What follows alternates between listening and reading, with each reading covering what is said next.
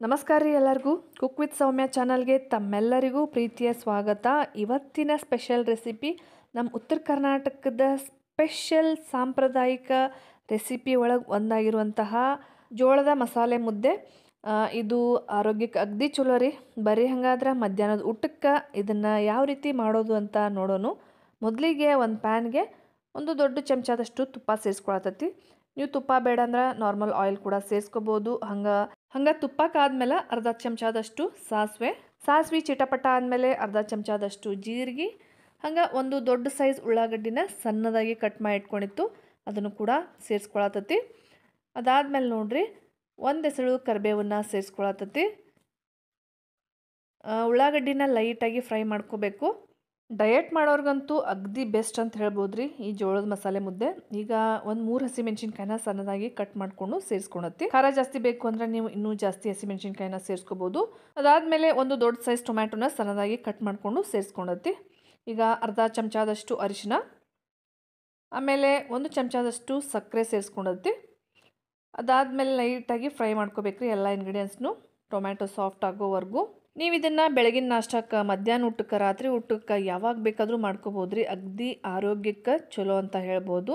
ರೊಟ್ಟಿ ಚಪಾತಿ ಮಾಡೋಕೆ ಟೈಮ್ ಇಲ್ಲದೆ ಇದ್ದಾಗ ಶಾರ್ಟ್ಕಟ್ಟಾಗಿ ಮಾಡ್ಕೊಂಬಿಡ್ಬೋದು ರೀ. ಈಗ ರುಚಿಗೆ ತಕ್ಕಷ್ಟು ಉಪ್ಪನ್ನು ಸೇರಿಸ್ಕೊಂಡತ್ತಿ. ನಿಮಗೆ ಮಸಾಲೆ ಮುದ್ದೆ ಬೇಡ ಅಂದ್ರೆ ಜಸ್ಟ್ ನೀರು ಹಾಕಿ ರಾಗಿ ಮುದ್ದೆ ಥರ ಪ್ಲೇನಾಗಿ ಮಾಡ್ಕೋಬೋದು, ಉಪ್ಪು ಖಾರ ಇಲ್ಲ. ಸಾಂಬಾರು ಜೊತೆ ಹಚ್ಕೊಂಡ್ರೂ ಟೇಸ್ಟ್ ಇರ್ತೈತಿ. ಮತ್ತು ಈ ರೀತಿ ಮಾಡ್ಕೊಂಡ್ರೆ ನೀವು ಎಕ್ಸ್ಟ್ರಾ ಏನು ಸಾಂಬಾರು ಏನು ಮಾಡ್ಕೊಳ್ಳೋ ಅವಶ್ಯಕತೆ ಇರೋದಿಲ್ಲ. ಒಗ್ಗರಣೆಗೆ ನೋಡ್ರಿ 2 ಕಪ್ಪಷ್ಟು ನೀರನ್ನು ಸೇರಿಸ್ಕೋಬೇಕು. ಈಗ ನೀರು ಚೆಂದಾಗೆ ಕುದಿಬೇಕ್ರಿ, ಅಲ್ಲಿವರೆಗೂ ಬಿಡಬೇಕಾಗ್ತೈತಿ. ನೋಡ್ರಿ ಈಗ ನೀರು ಚೆಂದಾಗೆ ಕುದಿ ಬಂತು. ಈಗ 2 ಕಪ್ಪಷ್ಟು ನೀರನ್ನು ಸೇರಿಸ್ಕೊಂಡೇವಲ್ಲ, 1 ಕಪ್ಪಷ್ಟು ಜೋಳದ ಹಿಟ್ಟನ್ನು ಸ್ವಲ್ಪನೇ ಕೈಯಿಂದ ಉದುರಿಸ್ಕೊಂತ ಮಿಕ್ಸ್ ಮಾಡ್ಕೊತ ಹೋಗಬೇಕು. ನೀವು ಯಾವ ಅಳತೆ ಒಳಗೆ ಜೋಳದ ಹಿಟ್ಟು ತೊಗೋತಿರಲ್ಲ ಅದ್ರ ಡಬಲ್ ಅಳತೆ ಒಳಗೆ ನೀರನ್ನು ತೊಗೋಬೇಕಾಗ್ತೈತಿ. ಈಗ ನೋಡಿ ಚೆಂದಾಗೆ ಮಿಕ್ಸ್ ಮಾಡ್ಕೊತ ಹೋಗಬೇಕು ಗಂಟಿಲ್ದಂಗೆ.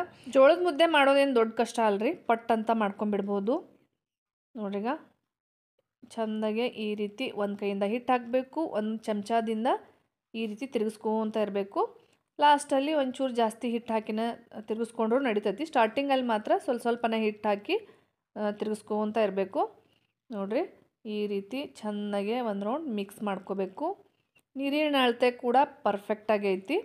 ಮತ್ತು ಇದಕ್ಕಿಂತ ಜಾಸ್ತಿ ನೀವು ನೀರು ಹಾಕಿಬಿಟ್ರೆ ಭಾಳ ತೆಳ್ಳಗಾಗಿಬಿಡ್ತೈತಿ. ಅದು ಮುದ್ದೆ ಶೇಪು ಬರೋದಿಲ್ಲ, ತಿನ್ನೋವಾಗೂ ಚಲೋ ಹತ್ತೋದಿಲ್ಲ. ಸೊ ಇಷ್ಟಾದ್ರೆ ಪರ್ಫೆಕ್ಟ್ ಅಂತ ಹೇಳ್ಬೋದು. ನೋಡಿರಿ ಕರೆಕ್ಟ್ ಅಳತೆ ಒಳಗೆ ಬಂದೈತಿ. ಇಷ್ಟಾದ್ಮೇಲೆ ನೆಕ್ಸ್ಟ್ ಏನು ಮಾಡಬೇಕಪ್ಪ ಅಂದ್ರೆ ಒಂದು ಮುಚ್ಚಳ ಮುಚ್ಚಿ ಸಣ್ಣ ಉರಿ ಒಳಗೆ ಒಂದು 5 ನಿಮಿಷ ಬೇಯಿಸ್ಕೋಬೇಕು. ಹಬೆ ಒಳಗೆ ಜೋಳದ ಮುದ್ದೆ ಚೆಂದಾಗೆ ಬೇಯ್ತತಿ. ಹಾಗಾಗಿ ನೋಡ್ರಿ ಈಗ 5 ನಿಮಿಷ ಆಯಿತು, ಮುದ್ದೆ ಚೆಂದಾಗೆ ಬೆಂದತಿ. ಈಗ ಫೈನಲ್ಲಾಗಿ ಸಣ್ಣದಾಗಿ ಕಟ್ ಮಾಡಿ ಇಟ್ಕೊಂಡಿರುವಂಥ ಕೊತ್ತಂಬರಿ ಸೊಪ್ಪನ್ನು ಸೇರಿಸ್ಕೊಂಡು ಒಂದು ರೌಂಡ್ ಚೆಂದಾಗೆ ಮಿಕ್ಸ್ ಮಾಡಿಬಿಟ್ರೆ ಮುಗೀತು ನೋಡ್ರಿ. ಇಷ್ಟು ಕೆಲಸ 90%. ಇನ್ನು 10% ಕೆಲಸ ಉಳ್ದತಿ. ಅದೇನಂತ ಹೇಳ್ತೇನೆ ಈಗ ನಿಮ್ಗೆ. ಇಷ್ಟು ಕೆಲಸ ಆದಮೇಲೆ ನೋಡ್ರಿ ಈಗ ಒಂದು ಪ್ಲೇಟ್ಗೆ ಸ್ವಲ್ಪ ತುಪ್ಪ ಸೋರ್ಕೋಬೇಕು. ತುಪ್ಪ ಸೇರಿಸೋದ್ರಿಂದ ಎಕ್ಸ್ಟ್ರಾ ಟೇಸ್ಟ್ ಬರ್ತೈತಿ, ಆರೋಗ್ಯಕ್ಕೂ ಚಲೋ. ಹಾಗಾಗಿ ತುಪ್ಪನ ಬಳಸತೈತಿ. ನೀವು ಬೇಕು ಅಂದ್ರೆ ಅಡುಗೆ ಎಣ್ಣೆನೂ ಕೂಡ ಬಳಸ್ಕೋಬೋದು. ಈಗ ಮುದ್ದೆ ಹಿಟ್ಟನ್ನು ಈ ತುಪ್ಪದ ಮೇಲೆ ಹಾಕಿ ಚೆಂದಾಗೆ ಈ ಥರ ಶೇಪ್ ಮಾಡ್ಕೋಬೇಕ್ರಿ.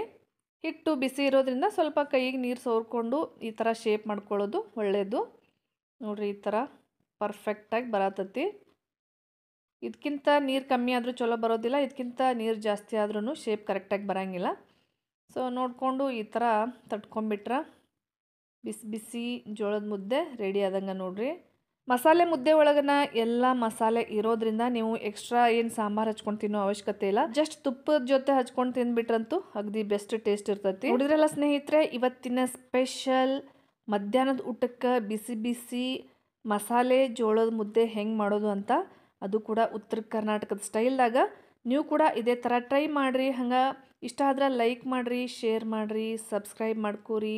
ಮತ್ತು ಇವತ್ತಿನ ರೆಸಿಪಿ ಬಗ್ಗೆ ಏನೇ ಅನಿಸಿದ್ರು ಕೂಡ ಕಮೆಂಟ್ಸ್ ಬಾಕ್ಸ್ ಒಳಗೆ ತಿಳಿಸೋದನ್ನು ಮಾತ್ರ ಮರಿಬೇಡ್ರಿ. ಮತ್ತೆ ಸಿಗೋಣ ಮತ್ತೊಂದು ಹೊಸ ಈಸಿ ರೆಸಿಪಿ ಜೋಡಿ. ಅಲ್ಲಿವರೆಗೂ ಎಲ್ರಿಗೂ ನಮಸ್ಕಾರ. ಥ್ಯಾಂಕ್ ಯು, ಧನ್ಯವಾದ.